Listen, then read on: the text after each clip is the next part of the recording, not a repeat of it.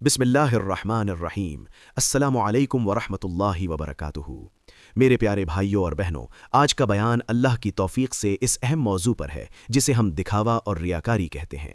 इस्लाम में ये एक ऐसा मर्ज है जो आमाल को बर्बाद कर देता है और इंसान को शिर्क की तरफ ले जाता है। रियाकारी का मतलब यह है कि कोई इबादत या नेक अमल सिर्फ लोगों को दिखाने के लिए किया जाए, न कि अल्लाह की रज़ा के लिए। ये छोटा शिर्क है जो हमारे आमाल की जड़ काट देता है।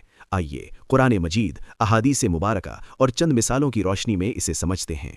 सबसे पहले कुरान मजीद की रोशनी में देखें, अल्लाह ताला सूरतुल बय्यिना आयत 5 में फरमाते हैं, वमा उमिरू इल्ला लियअबुदुल्लाह मुखलिसीन लहुद्दीन, यानी और उनको तो सिर्फ ये हुक्म दिया गया था कि अल्लाह की इबादत करें, खालिस उसी के लिए दीन को कायम रखें। ये आयत बताती है कि इबादत सिर्फ अल्लाह के लिए खालिस होनी चाहिए। अगर उसमें लोगों का दिखावा शामिल हो जाए तो वो कबूल नहीं होती।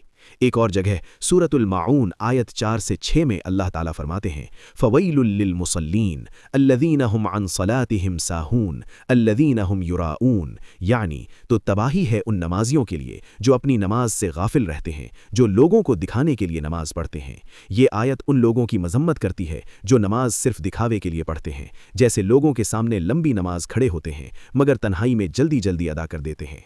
अब अहादीस मुबारका की तरफ आएं। नबी करीम सल्लल्लाहु अलैहि वसल्लम ने फरमाया, इन्ना अख़वफ़ मा अख़ाफ़ु अलैकुमुश शिर्कुल असग़र, यानी मुझे तुम पर सबसे ज़्यादा इस बात का खौफ है कि तुम छोटे शिर्क में मुब्तला हो जाओ। सहाबा ने पूछा, या रसूल अल्लाह, छोटा शिर्क क्या है? आपने फरमाया, रियाकारी। मुस्नद अहमद। ये हदीस बताती है कि रियाकारी शिर्क की एक किस्म है जो आमाल को ज़ाय कर देती है।